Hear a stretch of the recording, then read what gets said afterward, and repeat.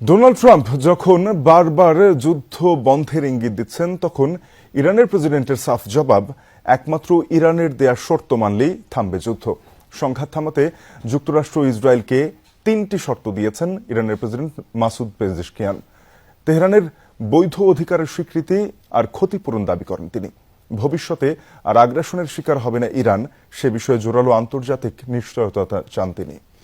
প্রায় ২ সপ্তাহ আগে শুরু হওয়া যুক্তরাষ্ট্র ইসরায়েলের যৌথ অভিযানে একের পর এক শীর্ষ নেতাদের হারিয়ে আরও বেপরোয়া ইরান।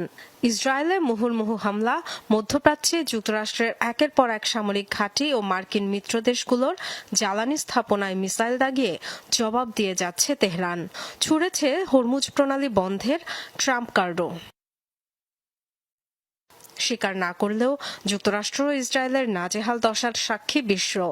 এমন পরিস্থিতিতে ডোনাল্ড ট্রাম্প জয়ের দাবি তুলে সংঘাত থেকে বেরিয়ে যাওয়ার পথ খুঁজলেও অনমনীয় ইরান। যুদ্ধের জন্য যুক্তরাষ্ট্র ও ইসরায়েলকে দায়ী করেন প্রেসিডেন্ট মাসুদ পেজেশকিয়ান। বুধবার এক্স বার্তায় সংঘাত বন্ধে পাল্টা ৩টি শর্ত ছুড়ে দেন তিনি। রাশিয়া ও পাকিস্তানের নেতাদের সাথে আলোচনার পর এই অঞ্চলে শান্তির প্রতি ইরানের অঙ্গীকার পুনর্ব্যক্ত করেছি।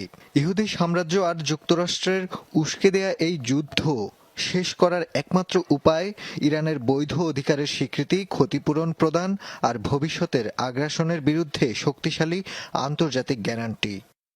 মার্কিন প্রেসিডেন্ট ডোনাল্ড ট্রাম্প অবশ্য দাবি করছেন, সক্ষমতার শেষ সীমায় পৌঁছে গেছে ইরান, ধ্বংস হয়েছে তাদের সামরিক সক্ষমতা।